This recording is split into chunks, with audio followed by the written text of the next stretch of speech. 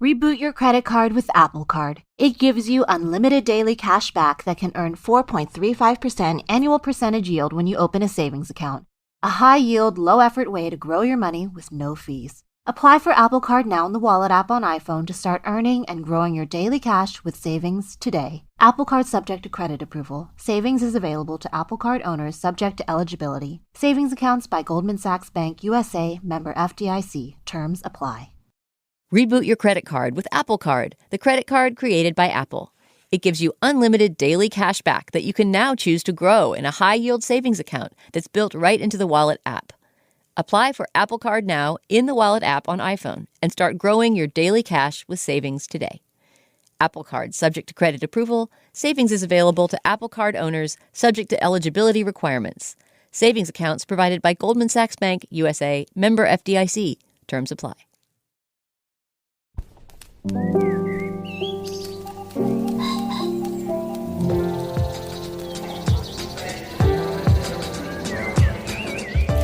I'm Stephen Metcalf, and this is the Slate Culture Gabfest Much Ado About Anyone But You edition.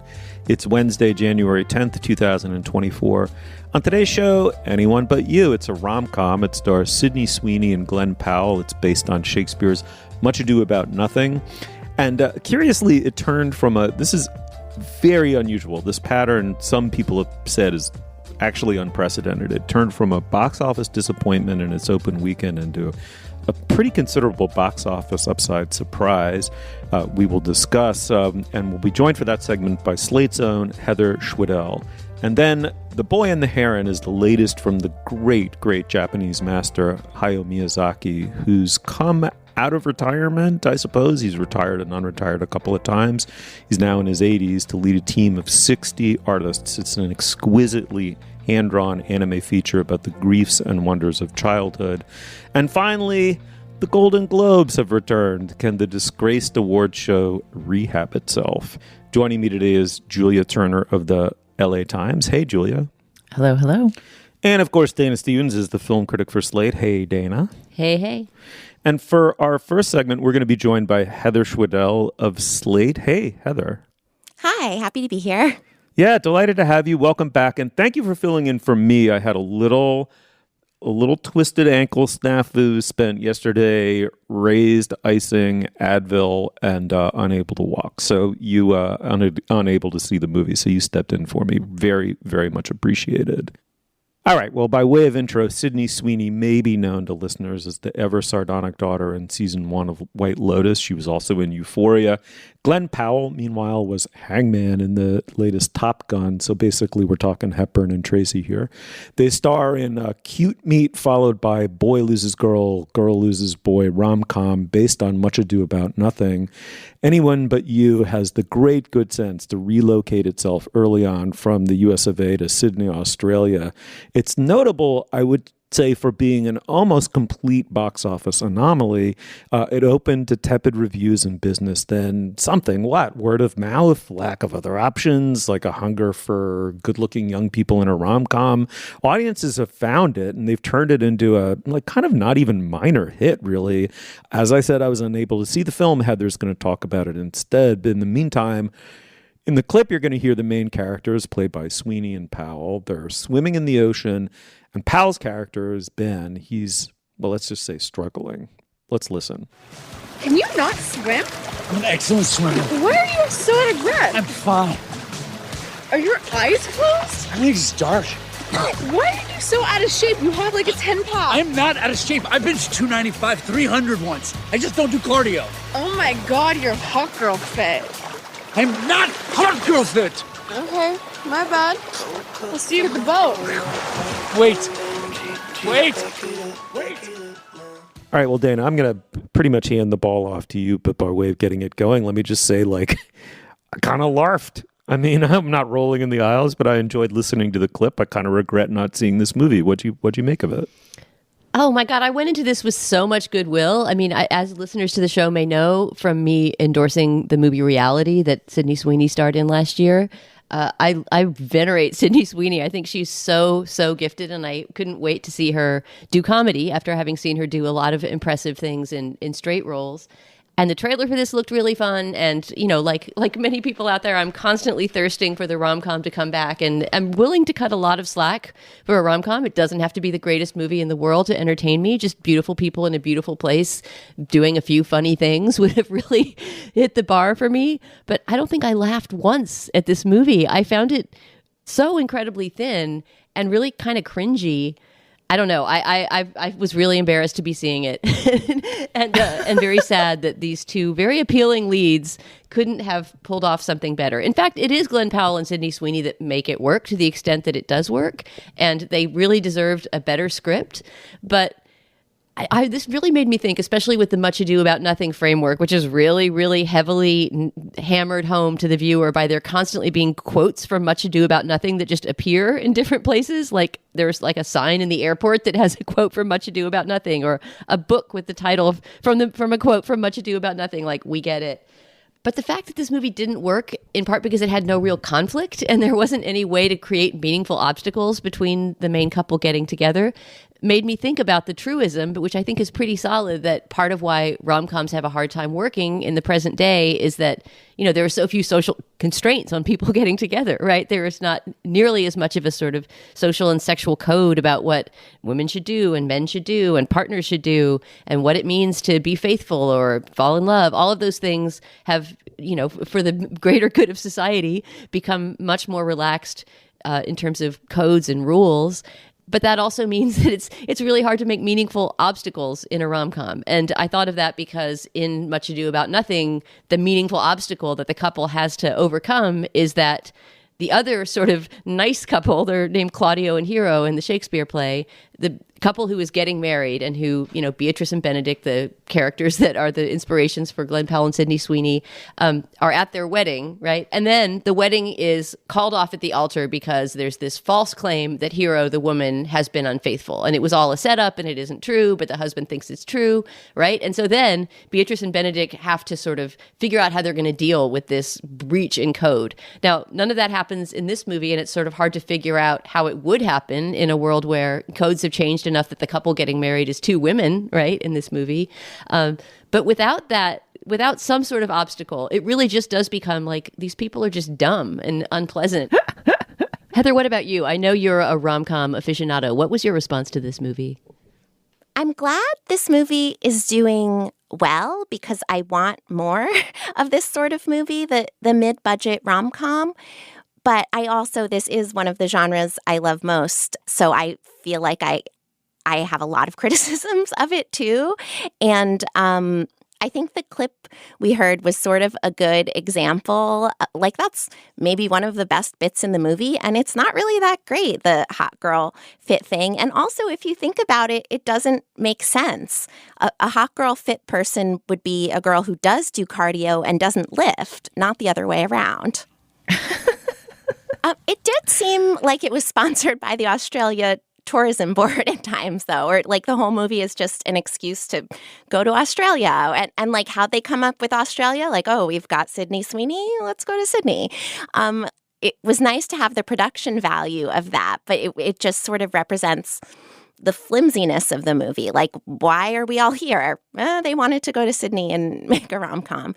And apparently they meant to go to Italy in the first place, but for whatever reason, maybe they got tax credits in Australia, but it was a last-minute change to make it Australia. And I agree, Heather, it needs to be explained. I mean, they're also at this incredibly, incredibly vast, wealthy estate that belongs to the parent of one of the people getting married. Am I getting this right? Right? The stepdad of one of the brides. Yeah. And as often happens in rom-coms, we don't know anyone's job. We don't know where anyone's income comes from. All we know, I think, about anyone's work life is that Sydney Sweeney is a law student who doesn't like law school and is thinking about dropping out of law school. Other than that, everybody is just sort of rich and jobless. And in addition to being economically unrealistic, it's just... there's so much characterization, there's so much development that could have happened from understanding why there's a vast estate in Sydney that this couple lives at. But Julia, what about you? What was your response to Anyone But You?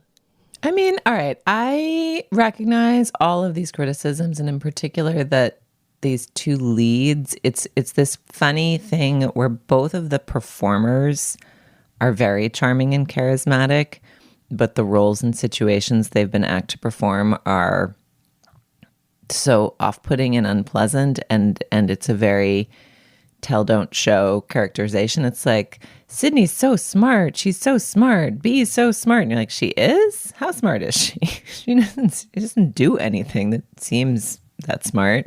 And that he's like a complete buff boy blank. And so I don't know, I guess in my own heart, the hunger for there to be this kind of story, which is such a fun thing that Hollywood has made over time, and also Shakespeare, outweighed the annoyances and thinnesses. And I was like, you know what? I could use a rom-com right now. I would like to not think about anything else going on in the world. This'll do. I will also say the heavy-handed Shakespeare painted on the walls, I did not like. I did enjoy the light touch of people actually saying the lines every so often and being like, that's the first time anybody's ever said that. It did make me laugh. Do you guys think Much Ado About Nothing is famous enough to have this sort of adaptation? This is going to make me sound illiterate, but like, I didn't think it worked because I don't think the average person knows that story, and the movie wasn't, aside from having it, printed on the wallpaper, it wasn't really in conversation with it enough. It just seemed like, why did they do that? I don't think you would need to know Much Ado About Nothing specifically in order to kind of get the very durable plot structure of these two people hate each other, but their friends are trying to get them together anyway. It seems like it's mainly borrowing that framework from Much Ado About Nothing. I'm not sure. I mean, I went into it knowing that it was a recasting of that play. So I actually looked at a plot summary of the play beforehand and was reminding myself of, those obstacles I was talking about and wondering how they would be staged in the modern day. And sure enough, they were just let go of completely. Like, if you really had to say, what is the one thing that's keeping these people from getting together? It's just simply that they're rude. They're rude and dumb and don't realize that they should stop ruining their family and friends' weekend in Australia until it's too late. Can we talk about the old Hollywood patina of gossip drama that has surrounded this film? I feel instinctually somehow, Heather, that you will be able to give us a primer on this. Yes, definitely. During filming of this movie, there was a lot of paparazzi presence, capturing pictures of Glen Powell and Sydney Sweeney. And it kind of all swirled into these rumors that they were dating. And at the time, Glen Powell had a girlfriend and Sydney Sweeney is also engaged. And maybe the girlfriend unfollowed Sydney Sweeney on Instagram and then they broke up. Glen Powell and his girlfriend broke up. So there was this thing like, ooh, are they together? And looking back on that, it seems like, was that just PR? I mean, that definitely made me more interested in seeing the movie. And I just read this very fun novel, The Seven Husbands of Evelyn Hugo. So it sort of has me in the mindset of classic Hollywood PR relationships. And I do think that added to the interest in the movie because I think all of that seems to have fizzled. Sydney Sweeney is, with her fiance, and we haven't heard a peep about maybe them being together. Or maybe, I don't know, that was just something that the internet created and it was never a thing in the first place. Yeah, I mean, I sort of heard glancing references to that along the way, and it's hard to tell whether it was I don't know that I believe it was a canny promotional strategy or just the kind of amplification that you can create if you've got pictures of people making out on set and, unfollowing mysteries to solve on social media. But watching it, I guess they have some chemistry. I mean, the parts are just so thinly written that it's just hard to tell. You know what I mean? Like, I was expecting that drama to add some kind of frisson to watching the movie of like, ooh, were they or weren't they? And I don't know, they seem game and like they seem like they're both good actors, who can capably convey mutual attraction on film. And it didn't feel like it added a layer for me. It added a layer of interest that made me interested in us doing this topic. So I guess to that degree it worked, but it didn't really add a layer to watching the film for me. Can I mention one more thing that bothered me in the movie? And maybe this is, like weird waters to wade into, but I felt like the character played by Gaeta, the rapper, who plays the brother of one of the brides, is a real racial stereotype, and I really didn't enjoy that character's presence in the movie. So he's like the black best friend who talks really street and is really cool, but we know nothing about his life. And he didn't seem like he belonged in his family. Like the rest of his family are these very, educated, cultured, like elegantly dressed black women. And then he's this like really street dude. And that made it seem like he was sort of putting on a persona himself, which made it seem like he was an insecure person. But we know nothing about him except that he's just sort of the best friend who, is there to help grease the wheels of this central white heterosexual romance. I don't know. I felt like this movie's attempt to be inclusive by having one of the brides and her family be multiracial wound up kind of backfiring on itself. And that character just seemed like just something that Gaeta should not have had to play. Oh, it's interesting. I don't think that characterization read as street to me particularly. It read as sort of like artsy daffy in a way that fit in with the like, we're so creative and where did all our money come from family. But to me, it fit in with the broader issue that like none of these characters seems particularly grounded in any way outside of the function that they're supposed to play in the plot. But it did, because all of the characterizations are so thin, the convenient black best friend did seem a little thin. All right, well, the film is Anyone But You. Check it out or don't, on a plane, on a train, on a boat. Heather, thank you so much for stepping in on behalf of Steve and imparting your wisdom to us. We're glad to have you. Of course, thank you. Reboot your credit card with Apple Card. It gives you unlimited daily cash back that can earn 4.35% annual percentage yield when you open a savings account. A high-yield, low-effort way to grow your money with no fees. Apply for Apple Card now in the Wallet app on iPhone to start earning and growing your daily cash with savings today. Apple Card subject to credit approval. Savings is available to Apple Card owners subject to eligibility. Savings accounts by Goldman Sachs Bank USA, member FDIC. Terms apply. This podcast is brought to you by Progressive Insurance. Most people listening right now are probably multitasking in some way. While you have us on, you might be driving, cleaning, exercising, grocery shopping. But as long as you're not in some kind of moving vehicle, because safety first, there's something else you could be doing right now. And that is getting a quote from Progressive Insurance. It's easy and you can save money by doing it right from your phone. Drivers who save by switching to Progressive save nearly $750 on average, and auto customers qualify for an average of 7 discounts. Discounts for having multiple vehicles on your policy, being a homeowner, and more. So, just like your favorite podcast, Progressive will be with you 24/7, 365 days a year, so you're protected no matter what. Multitask right now. Quote your car insurance at Progressive.com to join the over 28 million drivers who trust Progressive. Progressive Casualty Insurance Company and Affiliates. National average 12-month savings of $744 by new customers surveyed who saved with Progressive between June 2022 and May 2023. Potential savings will vary. Discounts not available in all states and situations. All right, now is the moment in our podcast we pause and we discuss business. Dana, what do we have today? Steve, just 2 items of business. The first one is just a small correction from last week when we were talking about the movie Maestro. I said in our conversation, apparently, I don't remember this, but apparently I located the Tanglewood Music Festival, which some characters in the movie attend, in upstate New York. It is, of course, in Massachusetts. It's in Stockbridge, or I guess between Lenox and Stockbridge in Massachusetts. I actually would have gotten that right on a multiple choice test, but in the moment, I forgot it. So thanks to the listener who wrote in to correct me on that. Other than that, we have only one item of business, and that's to tell our listeners about today's Slate Plus segment. We have a listener question this week from a listener named Scott, who wrote in to ask us if there are any cultural works that left a big impression on us in the past, but that we are afraid to revisit because we're worried that they won't hold up. This is a really excellent question. I know I have a couple of answers for it. I'm curious to hear what Julia and Steve have to say. If you're a Slate Plus member, you will hear us talk about that topic at the end of the show. And if you're not a Slate Plus member, you can always sign up at slate.com/cultureplus.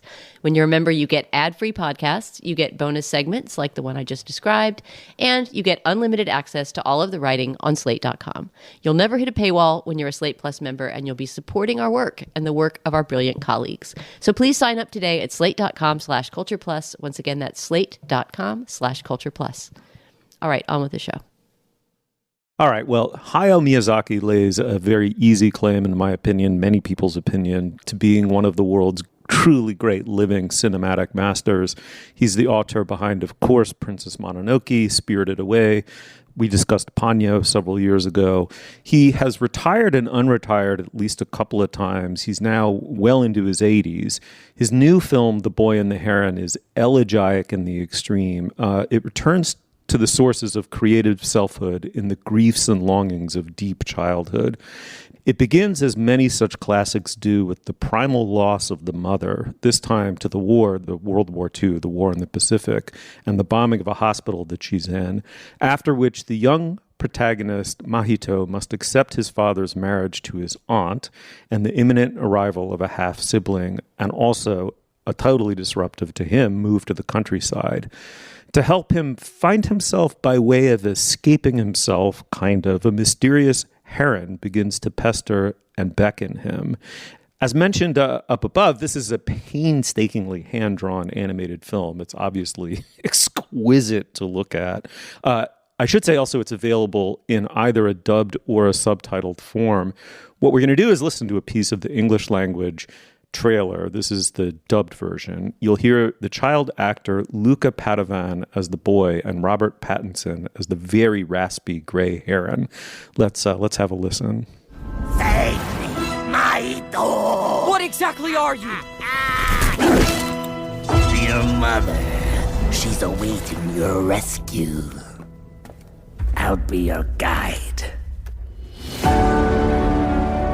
What is this place? This world is filled with the dead. I know it's a lie, but I have to see. Dana, let me start with you. I mean, about Miyazaki, no superlatives are inappropriate, I think. And about this film in particular, and we hear it in the trailer, it's the ability to be both obsessed with childhood and unsentimental about what is terrifying about being a small, vulnerable creature in a human world. What did you make of his latest movie?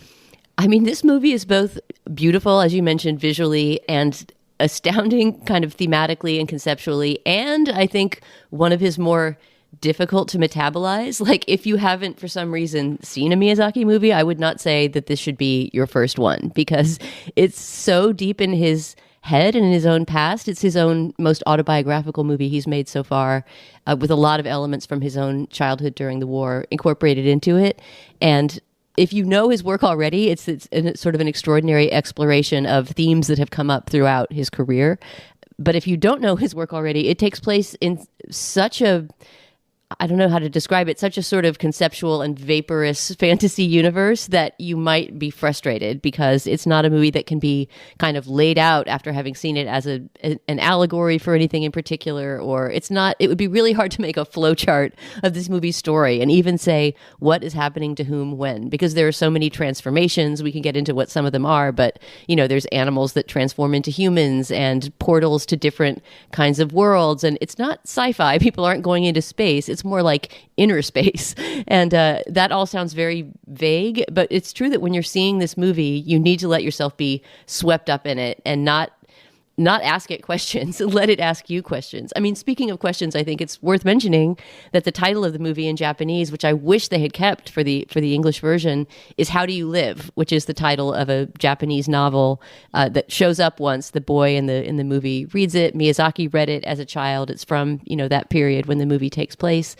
And that's really what the movie is sort of asking. I feel like it's a man in his 80s looking back on his career and his life and asking really ultimate existential questions about what life is and how to proceed and how to grieve and how to live through suffering. And it's really a lot for a movie that might look like a kid's movie on the surface. Julia, yes, it's a very, very intense experience. It's almost like, and I really don't say this glibly, but it is almost as if you are shrooming while you're watching it. It doesn't follow a linear narrative logic. It takes you into a half waking, half dream state for essentially close to 3 hours, beginning with the utterly equivocal, often very sinister figure of the Heron. What'd you make of this? For whatever reason, and I've been trying to think about why, I was ready to go for this ride with Miyazaki. And I have long had the experience, I think, including for this show, of watching Miyazaki movies. And I remember going to see, even before we started the show, Howl's Moving Castle. Like, you know, I've followed along and being like, beautiful, but not really my thing. I had trouble myself going along the fantastical flights and, you know, why are they pursuing the old woman through the weird twisted castle, and trouble going with it. And this is the first new Miyazaki I've seen since I saw Kiki's Delivery Service and completely fell for that slightly more linear movie. And so for whatever reason, it was as though that was like an inoculation against being irked by the flights of fancy or something for me. Like I was, or maybe it was just the birds, because I'm a bird person. So all of the, even though the birds are often menacing and or possessed in this movie, just the attention to detail of like real bird movement and menacing hypothetical bird movement was really beautiful and fun to watch for me specifically. So I don't know if it's the birds or Kiki or what, but I was like, cool, totally along for the ride. And then when we walked out, my husband sort of had the same reaction you did, Dana, of like, that was a few bridges further than totally made sense to me. And I was like, oh, I just liked it, you know? Yeah, I mean, with my cards on the table, I admire him, Miyazaki, more than I love him, and I love him more than I enjoy him. And so, funnily enough, Ponyo was the first in the theater for our show. Ponyo was the first of Miyazaki's movies that I saw from beginning to end. I'd caught bits of my kids watching Mononoke and Spirited Away, and were just totally captivated by them. That said, Ponyo stayed with me for years. I mean, I don't know how long it's been since Ponyo came out, but I mean, if it's a decade, I wouldn't be shocked. And it's still in me, and this one's going to be as well. I mean, beginning with the figure of the heron, which we haven't described yet. It is described in detail in Dana's review and various reviews, so I don't think this is a spoiler. But the heron begins as something like a heron, recognizably the bird known as a heron, with one unusual feature, which is that I don't know what kind of noises actual herons make, Julia, but my sense is they don't quite squawk in this sort of scabrous, slightly, you know, scavengy bird way. Your presence is requested. But over time, what happens, Dana, your description of it in your review is so beautiful. I almost want you just to repeat it. It's so, in a way, surprising and alienating, and yet it works so perfectly. Can you just describe what happens to this heron in the course of it becoming a character in the film?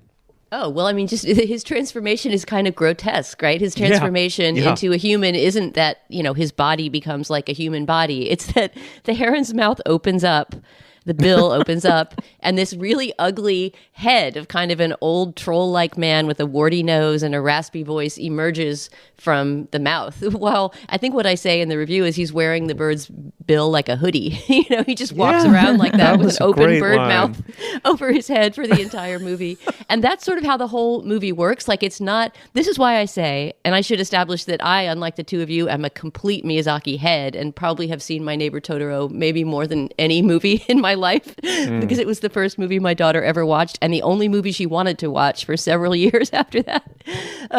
And I keep up with everything he does. And so to me, the fact that this movie was in some ways alienating and not as entrancing as some of his earlier movies is not me giving a thumbs down. It's more like, wow, he's really going there. Oh, he's going to some strange and sometimes unpleasant places. And that's what the transformation of the heron is like. And in this sort of magical world that the two enter, the heron as the troll eventually leads Mahito into this kind of alternate world. And I won't reveal more than that, but into what I was calling this kind of inner space in which he's exploring the past and, you know, the kind of border between life and death. And a lot of what happens in that space is both extremely confusing and not particularly soothing or magical in some ways. The magic is a scary, disturbing magic. Exactly that, Dana, right? It's what stayed with me about Ponyo is what's going to stay with me about this movie, which is that we tend to as adults, get childhood wrong over and over and over again. We falsify it with sentimentality. We forget what's genuinely frightening. That what is genuinely frightening about childhood is what is genuinely magical about it, which is that you don't yet fully conceive of the world as a world. The world is sort of inside you, and you are in the world in this slightly boundaryless way. And the things that happen around you don't cohere in a narrative. We don't know how to narrate the world or entirely objectify it. And so being awake and being asleep, dreaming and being conscious, being passive and being active, being almost physically still a part of your parents' physical bodies, right? All of these sort of boundaries that become distinct as you mature and then harden and then become highly defensive and brittle and then you die, right? That's sort of one way of looking at it. I mean, what Miyazaki is saying, first of all, he gets you back into that frame of mind, and now he's doing it as a man who in his 80s knows that he is entering the same liminal state, at the end of his life. And so in that sense, it's like the depth of feeling and connection to childhood now is as alive for him as it's ever been. But what that means in terms of traditional filmmaking is something far less coherently narrated and impossible to summarize, right? So if you go with it, it's an extraordinary and in many ways frightening journey, but it's just one of the more remarkable movies I've seen in a very long time. Can we talk about, and Dana, I'd be curious to hear you put it in context, the Disney references? Like, there are so many, there's sort of these grandmotherly figures at the country house of whom there are 7 and who have extremely Seven Dwarf vibes. They're small and they each have sort of one distinguishing feature, a schnoz or a pair of glasses or a funny chin or something. And there's a moment where a female character is in a glass, coffin type figure. And there's even, to go further afield, when you get into the inside world, underworld, alternate world, I think part of what I liked about it and part of why the How to Live theme, I agree with your comment about the title, Dana, is that the movie almost lands on a kind of rejection of getting lost in your inner world and fantasia, and an argument for, to the degree that any Miyazaki movie is a linear argument for anything, but an argument for just engagement with life and with little things and daily things, which you feel the tension of in the movies, right? The beauty of the daily versus the kind of mystery of the fantastical.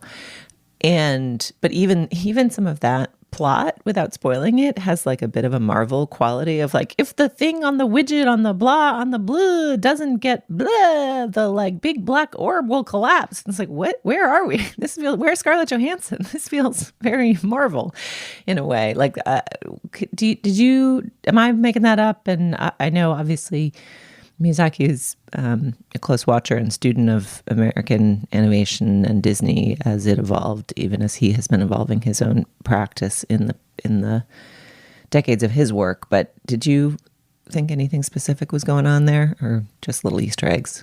I guess, to me it seemed like the references were they had much more to do with old fairy tales. If Snow White is in there and being locked in a glass coffin, it seems more like the Grimm version or wherever it is that Snow White originally comes from. I don't know. I didn't think of Disney or Marvel. I know that Miyazaki has specifically said in the past, I'm looking at a quote from him right now where he says, the Disney movies to him show nothing but contempt for the audience. I think he is trying to work in a completely different realm from that. But, they're both drawing from common sources. They're both drawing from Charles Perrault fairy tales and Brothers Grimm fairy tales and old folk tales and things like that. It's just that Miyazaki is exploring all that stuff in a less comforting and harder to read way. The movie is The Boy and the Heron. I saw it in Japanese. I'm probably going to go back and rewatch it dubbed. I'm very curious to see what about the movie is more accessible to me, an English speaker, if I do that. I mean, I also saw it in Japanese. I don't know about you, Julia, but I would just say that Miyazaki's movies tend to have really, really excellent dubbing into English. So it's not at all the case that, you need to pass some purity test by seeing it in Japanese. I believe the voices in the English language version are done by Robert Pattinson is the Heron, Florence Pugh is one of the characters, Willem Dafoe is in there. So there's going to be some good voice acting in the American version. Yeah, Dana, thank you for saying that. It's not like some Chinso afterthought dubbing job. So pick a way to see this movie. You should see it, I think. And if you do, shoot us an email. Let us know what you think. The Boy and the Heron, it's in theaters now. And this is one to see in the theaters. Reboot your credit card with Apple Card. It gives you unlimited daily cash back that can earn 4.35% annual percentage yield when you open a savings account.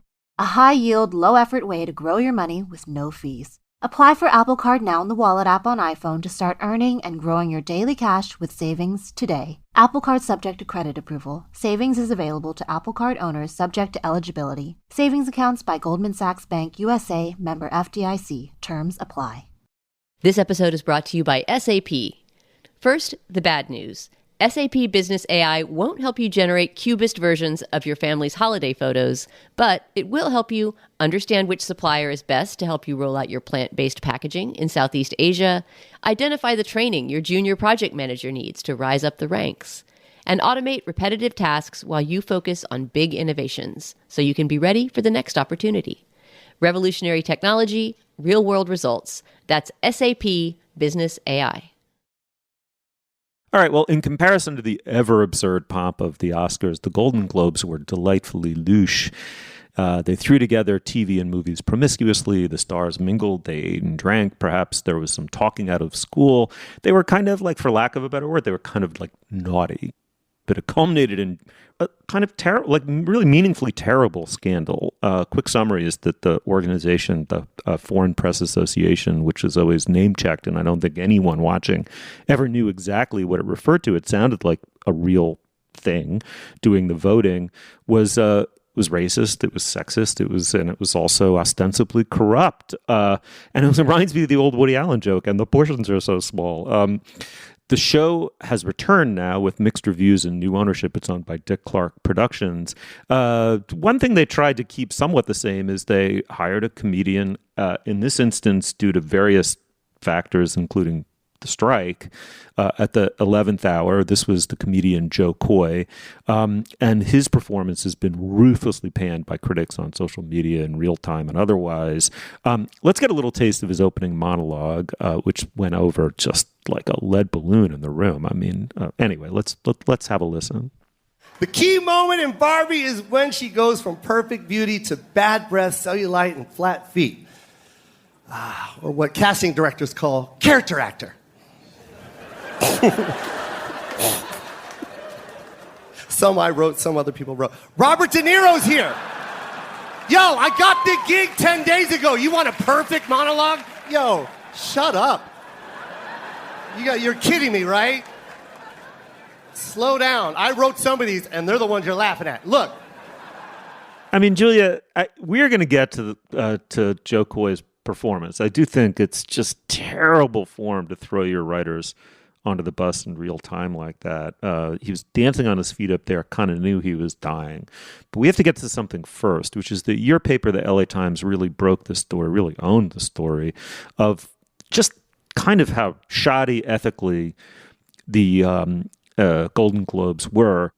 Catch us up on the state of the scandal and then talk a little bit about the show's return. Yeah, so actually, let me zoom out even further. The Golden Globes have been a fun party for a long time, and they've been, periodically investigated and knocked for various illegitimacies and scandals over time. So the reporting that the LA Times did on the subject a couple of years ago was sort of part of a journalistic tradition of digging into the HFPA every 10 years and finding something new and yucky to come up with. In the past, there had been bribery scandals and the notion of people buying votes. Some of that stuff had been tamped down, but the investigation a couple years ago was prompted by a lawsuit filed by an international journalist who, had not been admitted to membership and some debates among the HFPA members about whether, in fact, it was a trade body for international journalists or a kind of cartel of self-dealing people who used their position for perks without actually serving international journalists. So the investigation started there, ended up determining that there were no Black members among the voting body and some other financial chicanery. And the response from Hollywood in particular around the lack of diversity among the voting members created a Hollywood outcry and a boycott. So what interested me in talking about the Globes this year is just the struggle of this award show for legitimacy and kind of the changing awards show landscape. We did get the ratings this week, and they were significantly up from last year. Last year, they aired in this kind of liminal state on a Tuesday. The ratings were terrible. Gerard Carmichael hosted. That was also awkward in a slightly different way, very different comic, but it was sort of much more about the legitimacy scandals of the Globes. This award show monologue was bad in a different way of just being an extremely bad version of an award show monologue that was less about the Globes themselves. So I think the way I would frame it this year is that the Globes has been looking for a broadcast home since this boycott. It had a one-year deal with CBS now. The ratings were quite good, so maybe that will empower it to get another one. They had been hoping to go to Netflix. Later this spring, Netflix will be airing the SAG Awards, which is, you know, the Actors Guild Awards, which like the Globes, awards both film and TV, which is one of the fun things about the Globes is that it's a mix of Hollywood types, even as those lines have become blurrier. So the way I view this landscape is like Netflix will air the SAGs. The SAGs are trying to kind of take the Globes' mantle as the fun party where people sit at tables and all the pretty ones are there. And despite the disastrous monologue, it just kind of felt like a normal Globes on social media. Like, I think once you're back on primetime, people are like, okay, it's an awards show. I mean, all of the arcana I just described about the history of the voting body, sure, it's interesting, but I think for people who like award shows, there was Taylor Swift in cool green sequins making faces. Like, what else do we want from award shows? Yeah, and also, like, Dana, the A-list showed up. They were all there, and the winning an award seemed meaningful to the people who won them. Christopher Nolan, Lily Gladstone.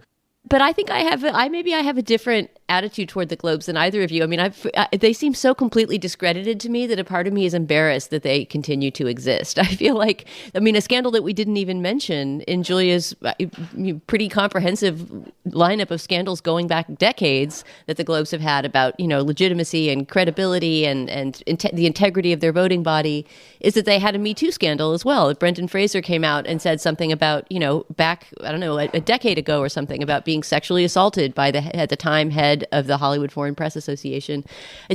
They feel so retrograde and discredited to me that if I were one of the people accepting these awards, I would feel that the award was somewhat tainted. And yes, it's great to see people who did good work getting awards, right? I mean, Lily Gladstone's speech was beautiful, and I was very happy that Paul Giamatti got an award and got teared up when he shouted out teachers in his acceptance speech, like, this one's for the teachers. That was wonderful. But there's something about the entire framework of the Golden Globes that just feels to me like it should have disappeared into the sunset. I mean, Julia's talking about Gerard Carmichael's hosting last year. If you go back, I didn't watch it last year, and in general, I don't watch the Globes. I just tend to kind of ignore it, even before these scandals, because it's just kind of a meaningless, glitzy award show that doesn't even have much predictive quality for the rest of award season. But Gerard Carmichael's monologue about basically accepting the job only because they were paying him a lot of money and, you know, and talking about the racial makeup of the voting body of the Globes seemed to me like such a last nail in the coffin. Like, I could not believe that the show would continue to stagger forward after he so completely just took it down in his monologue, which you can find on YouTube and watch. And I watched before watching this year's. And I'll tell you why I'm here. I'm here because I'm black.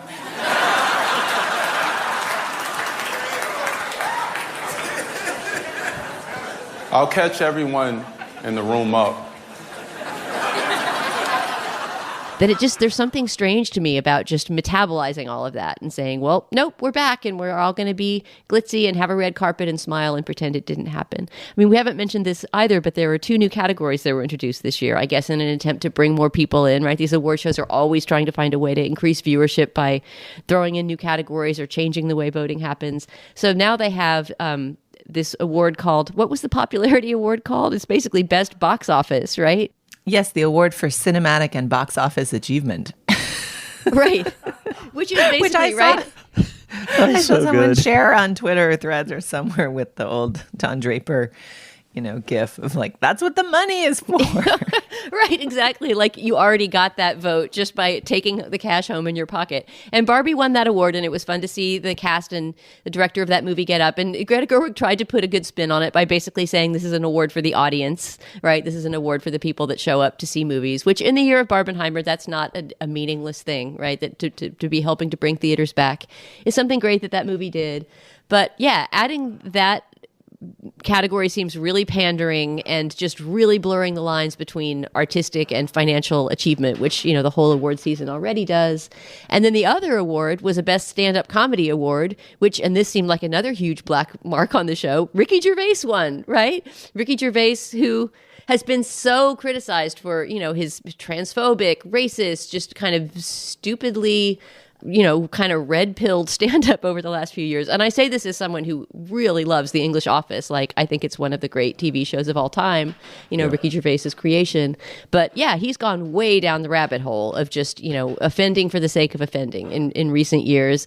And so, I don't know, I kind of felt like I'm glad we're covering this year in order to talk about these scandals, but I hope in the future we don't treat this award show like something we need to talk about every year. A couple things. One is that, do we take anything away, Dana, from the pattern of winners and losers here? I mean, Barbie basically got dissed until this idiotic, ersatz award. Oppenheimer, I guess it's to be determined. The pattern's complete when we get the Oscars. I mean, to the extent one ought to have cared about this at all ever, which is, dubious to begin with, it was always as a tea leaf for the Oscars, but the pattern here, such as it is Barbie really got dissed and Oppenheimer got elevated, and Lily Gladstone, I think, probably is a favorite for Best Actress, but otherwise, Killers of the Flower Moon shut out on the major awards. Is it meaningful? And even if it is, do we care? Well, I think to get to the question of whether it's meaningful, it's maybe worth talking briefly about what reforms have been made to the body, which is that it used to be fewer than 100 journalists, none of them black, supposedly a representation of international entertainment journalists, but actually, many of those folks were not practicing journalists at all, and many practicing journalists were denied admission to the body, the voting body, and the accusation was that was sort of to keep the group small and the perks flowing. And so this year it was a bigger voting group, about 300 voters, journalists from all over the world, and a much more diverse group of voters. And, to me, the most interesting win was Anatomy of a Fall for screenplay, unusual for a foreign language movie to win a screenplay award in any American awards show. And to me, that was the place where you could see perhaps the result of the changes to the group. As far as the predictive power of the Globe, Steve, I think that the statistic I read on last year's is that only 4 of the awards from last year went on to win Oscars in the same category. So 4 out of 14, that's not a hugely predictive set of awards. Okay, well, whether these things should be countenanced at all in the first place, who knows? They're ritualized fun with a degree of kind of silly pomp that you can believe in or not believe in to the extent you want. I actually weirdly enjoyed watching this. I thought Koi was not that bad. But anyway, if you have feelings about the Globe, let us know. Let's move on. This podcast is brought to you by Progressive Insurance. Most people listening right now are probably multitasking in some way. While you have us on, you might be driving, cleaning, exercising, grocery shopping. But as long as you're not in some kind of moving vehicle, because safety first, there's something else you could be doing right now. And that is getting a quote from Progressive Insurance. It's easy and you can save money by doing it right from your phone. Drivers who save by switching to Progressive save nearly $750 on average, and auto customers qualify for an average of 7 discounts. Discounts for having multiple vehicles on your policy, being a homeowner, and more. So, just like your favorite podcast, Progressive will be with you 24/7, 365 days a year, so you're protected no matter what. Multitask right now. Quote your car insurance at Progressive.com to join the over 28 million drivers who trust Progressive. Progressive Casualty Insurance Company and Affiliates. National average 12-month savings of $744 by new customers surveyed who saved with Progressive between June 2022 and May 2023. Potential savings will vary. Discounts not available in all states and situations. All right, now is the moment in our podcast when we endorse. Dana, what do you have? Steve, this may be weird timing given that there's so much flurry right now about Substack and, whether various newsletter writers are going to continue to use Substack as their newsletter hosting service because the site has been hosting some Nazi newsletters and there's now a boycott. So maybe it's a weird moment to endorse a Substack newsletter. It's very possible this newsletter will be moving off of Substack. But because Tom Skoka was in the news a lot last week, yes, because he wrote this beautiful piece for New York Magazine. This is not what I'm endorsing, but everyone should read it too. But Tom Skoka, the venerable editor, writer who has worked for Gawker, The Awl, he worked for Slate for a while. He's just somebody that, I've admired for many, many years. The brief period when he was at Slate, I just remember thinking, I can't believe I write for the same magazine as Tom Skoka.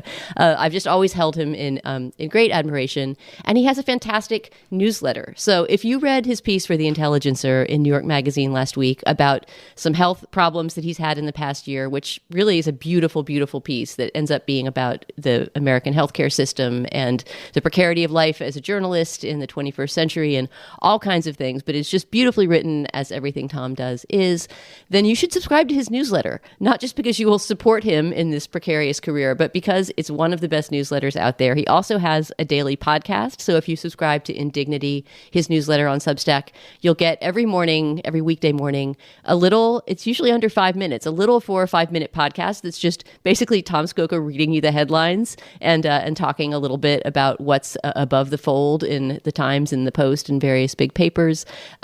There's also, if you have been following Skoka's career for a while and used to love his weather reviews on The Awl when that site existed, I was always a sucker for his weather reviews, which are these beautiful little just vignettes of a moment in the city where he talks about what the clouds looked like and how the rain progressed through the day, but they end up just being like little diary entries about life in New York. They're beautiful. So he's writing those again for Indignity. Anyway, you never know what's going to show up on Indignity, but it's basically a newsletter about the news as seen through the unique mind of Tom Skoka, and it's on Substack. I'm so glad you reminded me of that piece by Tom Skoka was it in The Cut? It's in some New York Magazine derivative. The Intelligencer, yeah, it's online in New York Magazine. Yeah, exactly, and in the magazine itself. It's just, God, writing about yourself is so hard. You always come off wrong, or self-centered or something. He just none of the pitfalls. He falls into none of them. It is such a beautiful piece about human frailty and his own frailty, and it's just nuanced and it's ambiguous exactly where it needs to be ambiguous. What an exquisite piece of writing, and what a hero. I agree. Just truly one of the heroes of American journalism over the last 20 years. All right, Julia, what do you have? Okay, first I have a correction and then I have a promised endorsement. So last week I endorsed Peak Finder, still endorsing Peak Finder, but also I later went back to learn more about the mountain I had sighted out of the window and identified and promised publicly on our podcast to climb. And it turns out that Mount San Antonio is the another name for Mount Baldy, which is a mountain near LA that is very treacherous to climb and that many people die on. And I think there are probably also ways for novices to climb it. But anyway, I just want to walk back slightly that I'm going to climb that mountain. And also publicly remind everyone in LA that you shouldn't necessarily climb every mountain you see. I blame just being a New Englander. I was talking about this with my husband afterwards, and he was like, yeah, the mountain we can see out the window that's covered with snow 10 months of the year. Like, of course we're not climbing that mountain. And I was like, I grew up in New England. Literally any mountain you see, you can definitely get to the top of. Like, it's like my naive East Coast self. So anyway, do a little Googling before you embark on any of the peaks that Peak Finder tells you about. But I think I also maybe misidentified that it's in the San Gabriels, not the San Bernardinos. But anyway, we're going to explore the mountains east of the Santa Monica Range, which is what we usually climb this year in some fashion, probably not by climbing that exact one. Okay, in our call-in show, I promised a life-changing wreck on the order of my frozen sliced bread wreck. And my question to my co-hosts is, do you use the right salt? I feel judged. Yeah, this is no right answer territory. I mean, short answer is we have the fancy salt that we only use for fancy meals, which is like one of those flaky, that you crumble with your fingers kind of salts. And then we just have a classic Morton salt with the cute little girl with the umbrella on it for things like baking and ordinary salting your breakfast eggs. Are those the right salts? Well, okay. So I agree that of all the basic salts, Morton is the best, mostly because of the logo. But I'm actually talking about the fancy salts. And Melissa Clark of the New York Times helpfully did a piece about all the salts after I made this promise to you all. But I just want to say that of the fancy salts, the Fleur de Sel de Camargue, the French fancy salt, is the good fancy salt. And that if you are using Malden, why are you eating rock candy of salt? It's too much salt. It ruins everything. And I feel the same about that Jacobson salt. It's too big and too salty and too much. And just if you like fancy salt, but you have not tried Fleur de Sel from France, and there's a particular one that we'll put a link to on the show page that comes in a sweet little tub, also with a good logo with a little cork lid. It's small, it's powdery, it has differentiation in the size of the flake. The salt is salty, but it doesn't come in these hunks that just ruin specific bites. I don't understand why people pay more for Malden, which is just a food ruining salt. So down with Malden, up with Fleur de Sel, get your fancy salt game in order. I think I'm looking at it right now. Le Saunier du Camargue. Yes. That's it is the one. So fetch. It is so cute. Oh my God. If you are the sort of person who's never going to pay more for salt and you just want your Morton or your Diamond, enjoy. But if you are paying more for salt, pay more for the correct expensive salt, which is this salt. Okay, good to know. All right, so I am going to endorse Dave Brubeck. Doesn't need an endorsement from Steve Metcalf. He's got hundreds of millions of listens on Spotify. He's one of the great jazz legends, and he made, but I mean, it's got to be one of the 3 or 4 best-selling jazz albums of all time and Time Out. Funnily enough, I don't like that Dave Brubeck, the Brubeck that you kind of inherit ambiently. But it turns out there was a pre-Time Out Dave Brubeck. I mean, I don't dislike it, let me put it that way, but there was a pre-Time Out Dave Brubeck in the 50s, sort of early to mid-50s, who is wonderful, and it's substantially similar. It just somehow is less a little bit ingratiating. I mean, it's wonderfully ingratiating. I shouldn't say that. It's elegant. It's all the things that I think people associate with Brubeck, a pianist, of course, and his endless collaborations with Paul Desmond, the alto saxophonist Paul Desmond. And Brubeck made a series of records, one of which is called Jazz Goes to College. He basically did a tour of colleges all over the country, kind of as a jazz proselytizer with Desmond and a small, quintet or quartet or whatever it was. And those records are beautiful. Interchanges 54 has I believe Paul Desmond ballad called Audrey, which if nothing else, just listen to Audrey by Dave Brubeck off of Interchanges 54. That should be the gateway.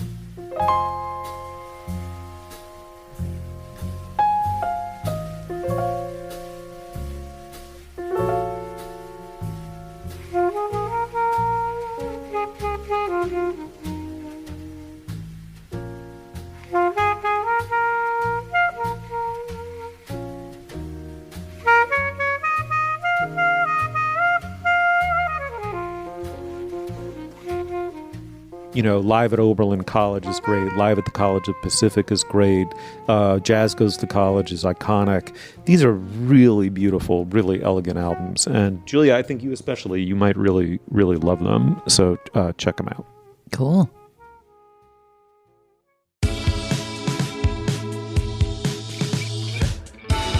Julia, thank you so much. Thank you, Steve. Thank you, Dana. As always, a real pleasure. Yeah, thanks, Steve. You will find links to some of the things we talked about today at our show page, that's slate.com/culturefest, and you can email us at culturefest@slate.com. Our introductory music is by the composer Nicholas Bertel. Our production assistant is Kat Hong. Our producer is Cameron Drews. For Heather Schwedel, Julia Turner, and Dana Stevens, I'm Stephen Metcalf. Thank you so much for joining us. We will see you soon.